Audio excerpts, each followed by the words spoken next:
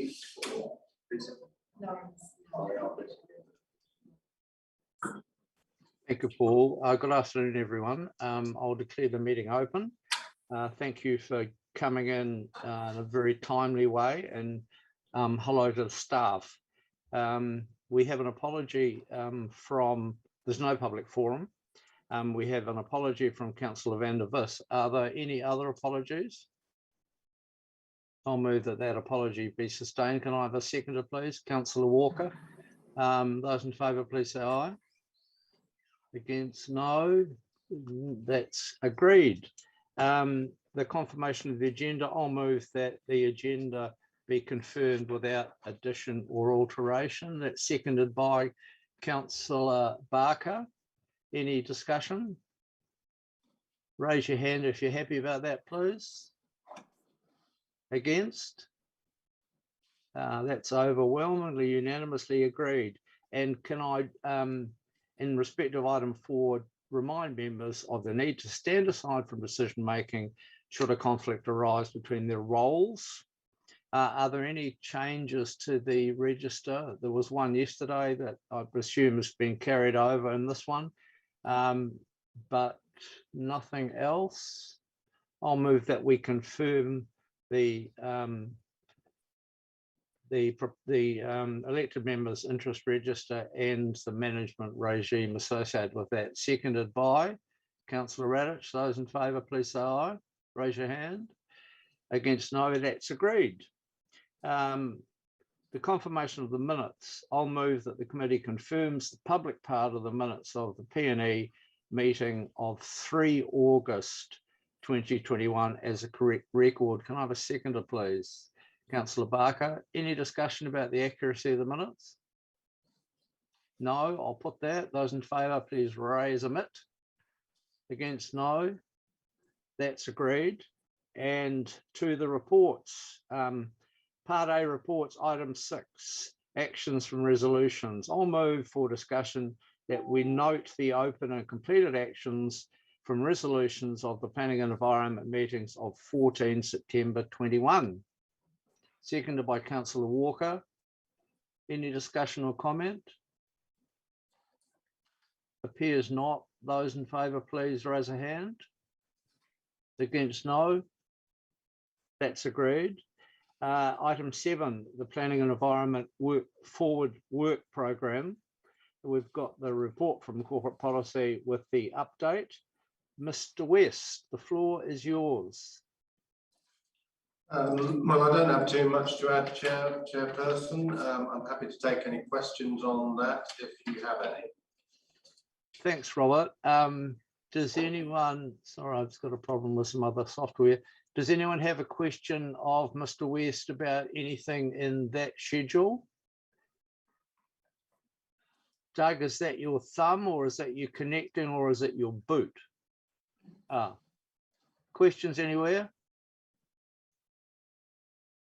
Everyone's happy. I'll move that we note that forward work program. Then can I have a second on Mr. Lord, Councillor Lord? Discussion?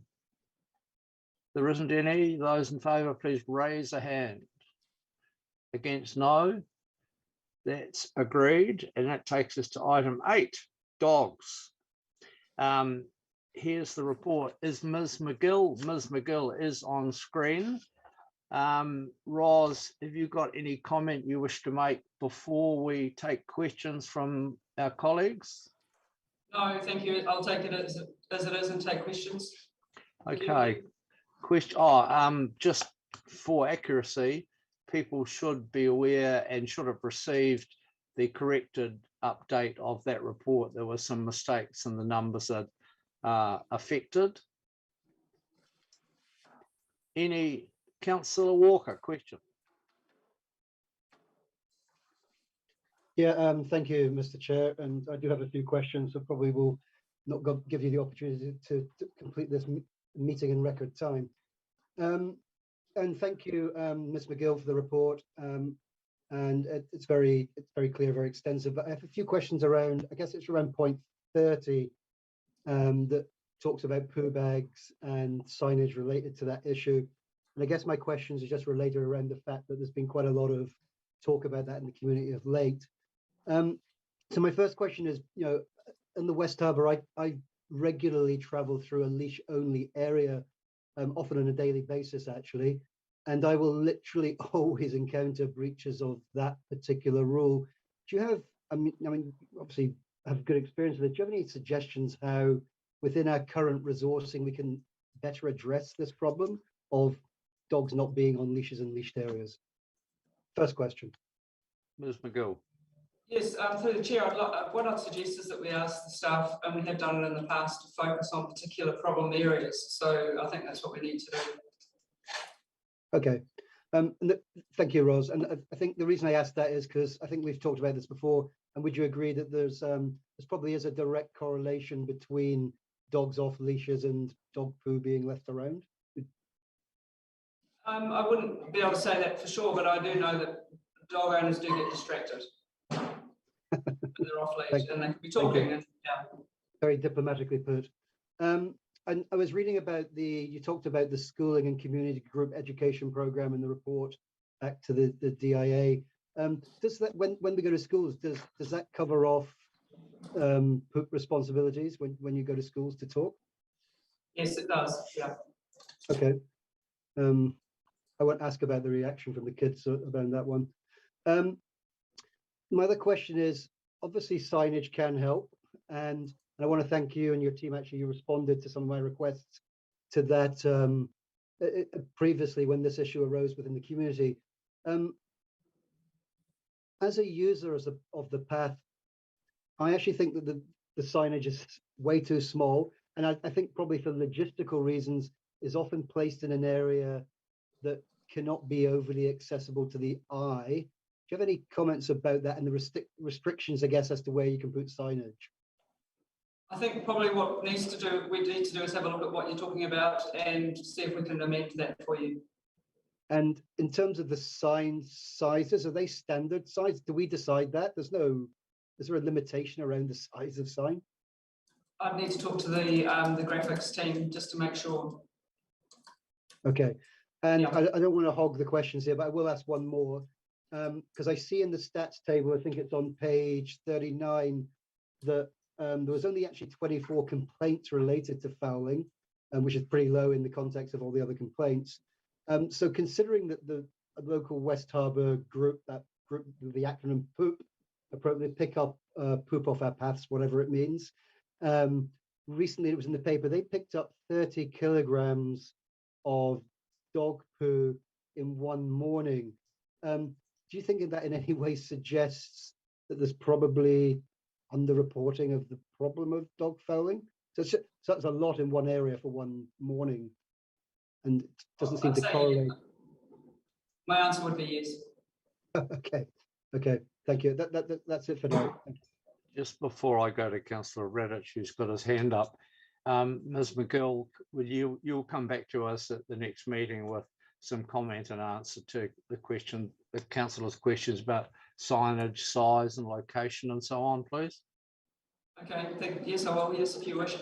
Yeah, and can I just say on behalf of the committee and the community to Councillor Walker, our compliments on the work that you have been involved in to focus on the issue. And I guess I'm sure that the publicity that generates will help educate people about what's acceptable and what's not. So thank you for doing that. Appreciated. Councillor Raddick.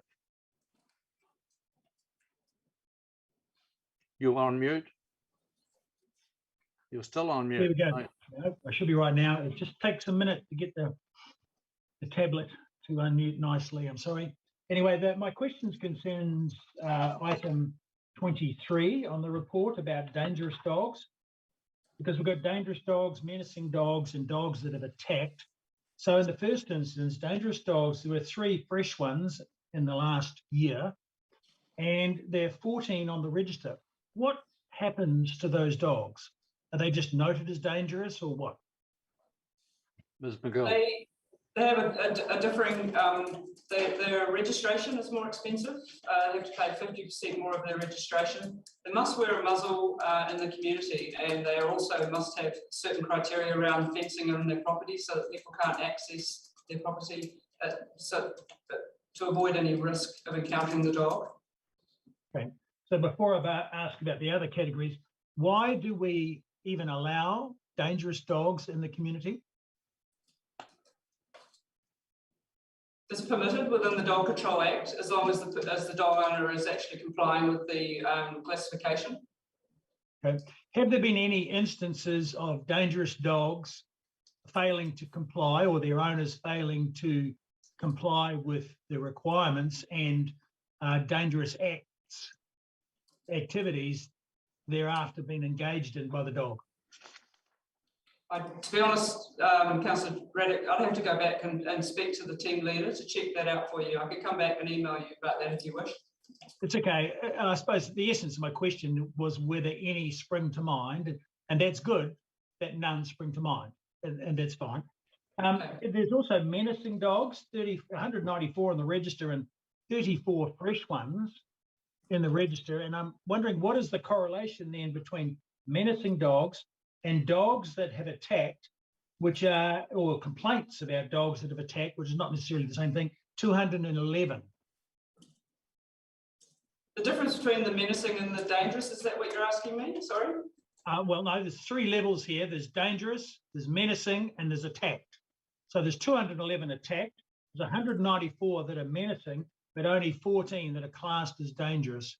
I'm wondering, could you characterize the difference between those, and what, explain what the difference between menacing and attacked, and what that actually means for members of the community that have registered a complaint of attack?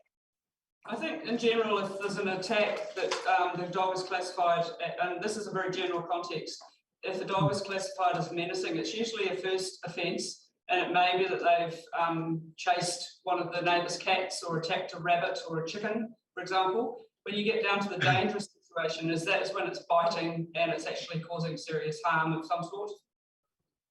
Right. Yeah, so I suppose I would be interested to know if there's any, having been classified as dangerous, has there been any repeat offenders? Is there a protocol wherein dogs are automatically moved into must be destroyed category? Is there such a thing as a must be destroyed category? No, that would either, the occurrence there would either be that the dog owner would hand the dog over if the staff were unhappy with the behaviour of the dog. If they thought it was a risk to the community, they would ask the dog owner to sign it over. If they refuse to, the next step is to take the dog owner to the district court, and the judge will decide if that dog is destroyed or not. Right, thank you. That answers my question. So there is quite a process there. Yes. Yeah, very good. And you don't know anything further about dogs that have attacked or have been complained about attacking, which is not quite the same thing. So there's 211 complaints about attack. Yes, and it does depend on the level of the risk that's associated with those attacks as to whether they are classified or not. Right. Okay, thank you. Thank you for the comprehensive report with all of those numbers and stats. I think that's very helpful. Councillor Walker. Yeah, thank you, Mr. Chair. Unfortunately, it's back to poop. I apologise in advance. But it is a more positive question for Ms. McGill. Ms. McGill, I mean, as the governance team, is there anything that we could do as council via the CEO, I guess, to make it easier for you and your team to address what it seems to be becoming a bigger citywide problem?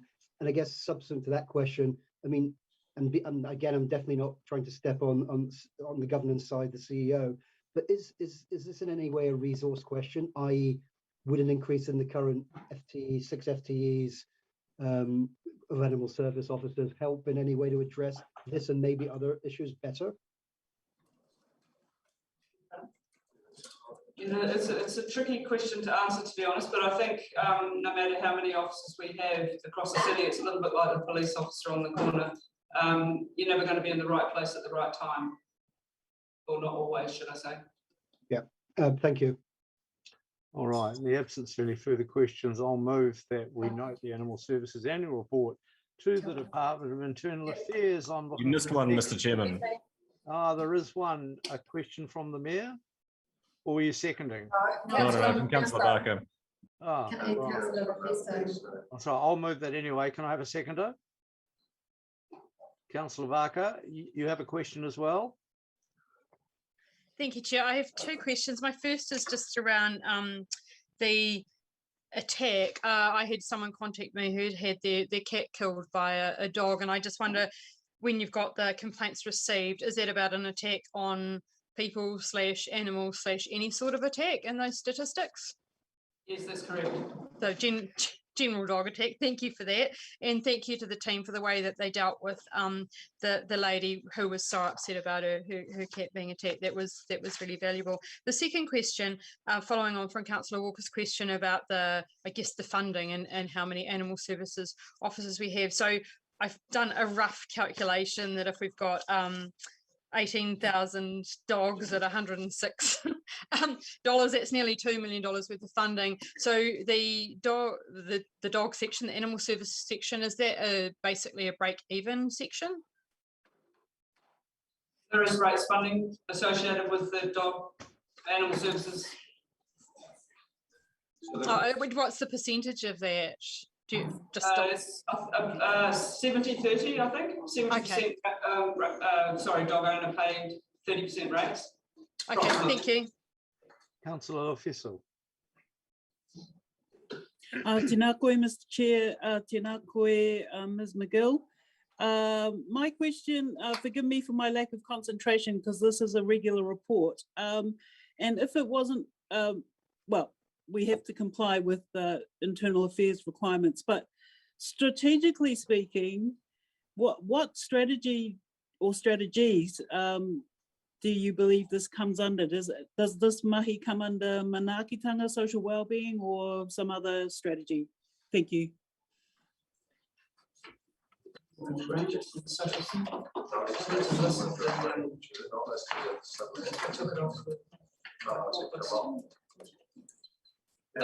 Yeah, it's quite a range, and without having the list in front of me, you know, there's public safety, there's wellbeing.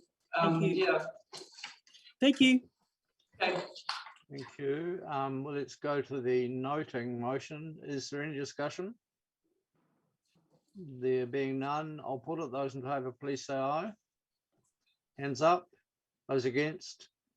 That's agreed. That takes us to item 9, the Dunedin Heritage Fund Activity Report. And I'll just observe before I ask for any questions or comment that the photos in the paper this morning clearly got the wrong photo in terms of one of the buildings at the bottom of the ramp, as you will have noticed, being eagle-eyed. Ms. Farman, Dr. Farman was probably going to point that out to us anyway. So are there any questions about the Heritage Fund report? Everyone's happy. Councillor Elder.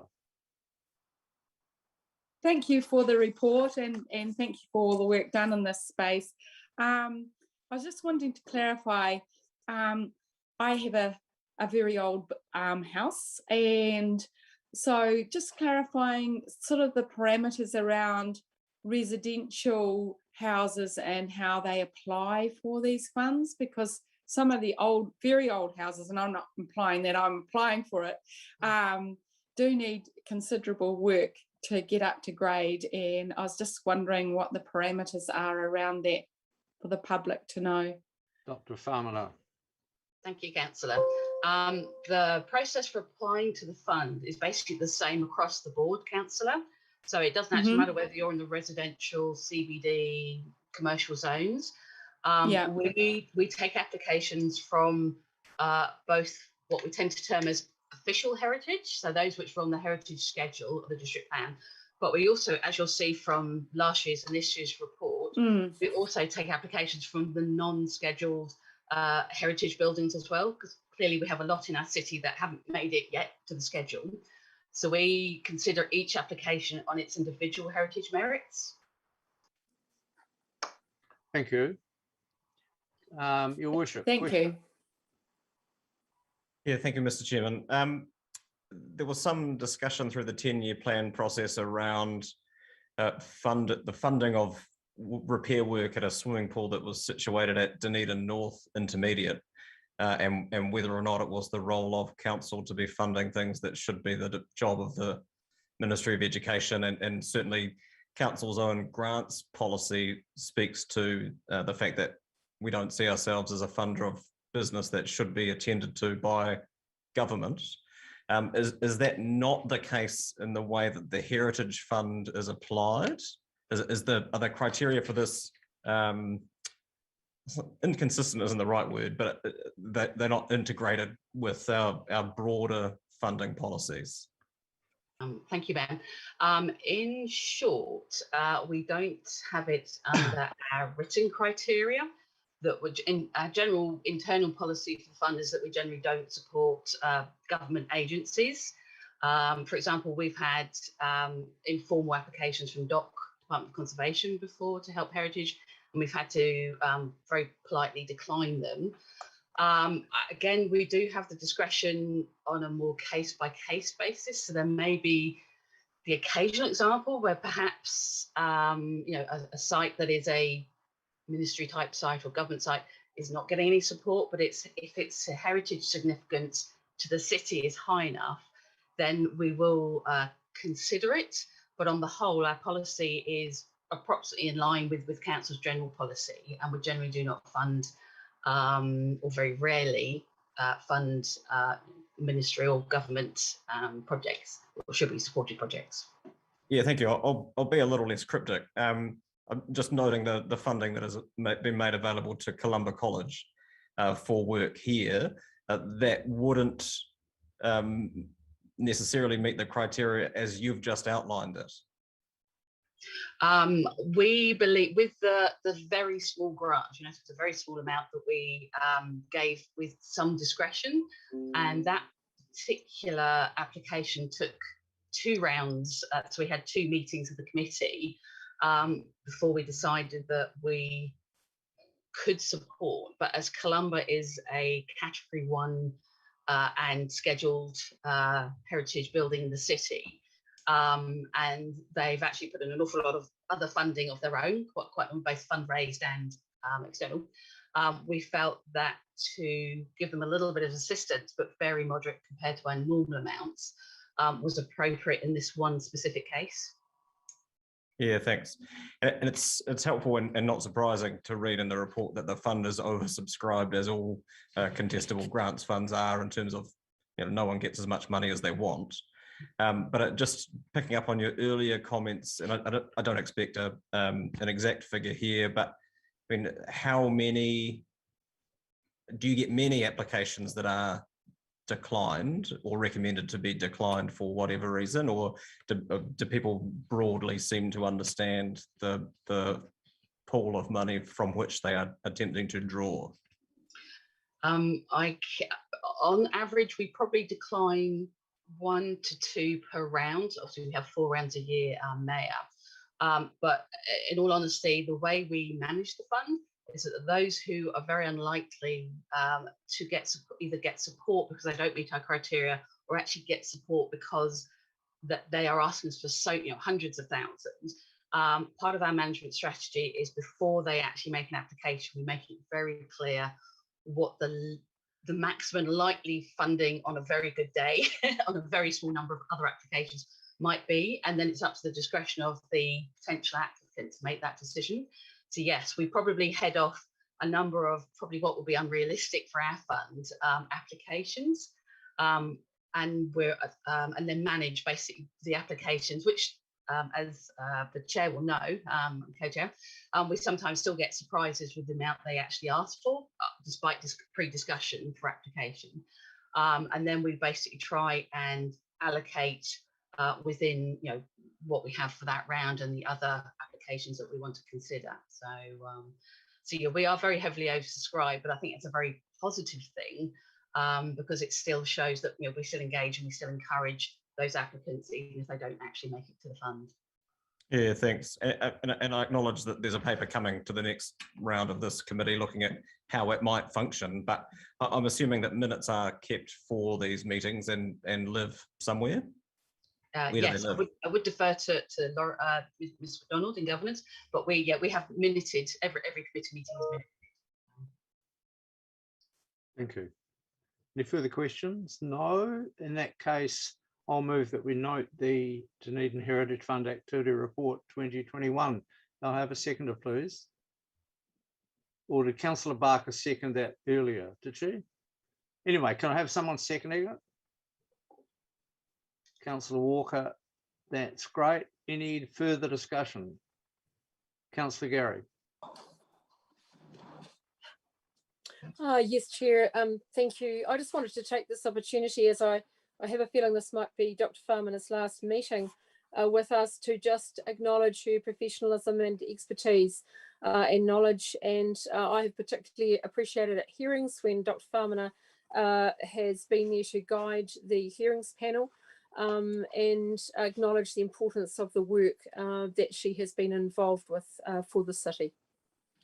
Thank you, Councillor. You've stolen my thunder, but I do want to echo. I apologise. It's perfectly all right. I do want to echo that vote of gratitude to Andrea. She's been a treasure in the role and has brought a degree of rigour to the processes of the fund. Not to say it wasn't rigorous previously, but her professionalism has been of great value to us and to the city, and we wish you well for the future, Andrea.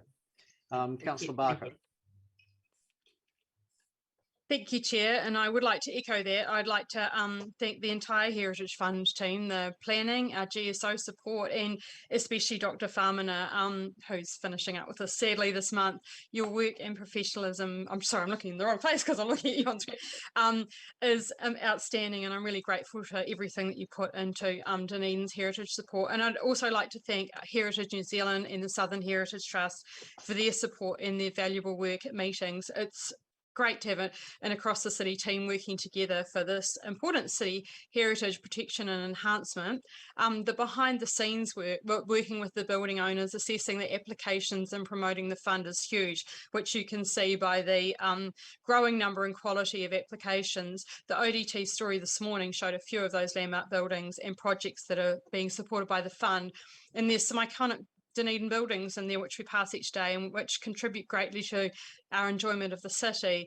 And thanks, this is like an Oscar speech, thanks for the foresight of the councils before us in providing the fund and the support to assist in a small way in keeping our heritage buildings alive. I was especially excited about the Platypus Museum at Middlemarch, which, as well as saving our gold mining submarine, helps Middlemarch build its attractions. It's allowing heritage is not just about saving old buildings, it's allowing them to be reused as valuable housing, offices, museums, shops, and to contribute back to our economy. Over 50% of tourists come to Dunedin because of its heritage, and we are obviously famous as the heritage capital of New Zealand, as well as the wildlife capital. My mother often says that people thought she was crazy trying to save the Larnac Castle back in 1967. Shortly after she arrived in Dunedin, the incredible Stock Exchange building was demolished, and imagine if we'd had the foresight to keep that stunning building. For me as a heritage advocate, I'm grateful that our city values our heritage so much. It's a thing that sets us apart from other bland cities, and I know that people rave about. It's something we need to protect and to promote the fund, which Dr. Farmina has done excellently. Blatant fund advertisement, I know, but the city does genuinely want to save our heritage buildings, which brings me to the people we must thank the most, the building owners who love their buildings, love the history, and are working with pride to restore and repurpose their buildings. This morning I had coffee in a repurposed bank with stunning ceilings and chandeliers, and the care, beauty and guts that it takes to restore these buildings is so admirable, and I salute those heritage heroes. The city owes its thanks to the building owners who contribute so much to our beautiful city and who work in partnership with the city to keep heritage alive. Thanks also to the building owners for opening their buildings and allowing the public inside them, especially during festivals like the Heritage Festivals. Anyone visiting those buildings and seeing the care, respect, love and heritage values that the owners have poured into their projects just has to be appreciative of how lucky we are to have these people in the community. The small heritage fund the city has to support these projects is catapulted into millions of dollars of heritage restoration and reuse. What a great investment by the council. Thanks everyone. Councillor Walker. I'll be a lot briefer and just continue the patting on the back of Dr. Farminer and just finish by saying I'm glad to see that's a sash window behind you. Thank you very much. There appear to be no further questions. I'll put the noting of that report. Those in favour, please raise their hand. Against, no. That is predictably unanimous, and that leads to item 10, items for further consideration by the chair. Are there any? There appear not. Councillor Walker, you still got your hand up. Is it real? No. That's good. In that case, thank you. A safe afternoon to you all. But first of all, we need to go into non-public to confirm the confidential minutes of the last meeting.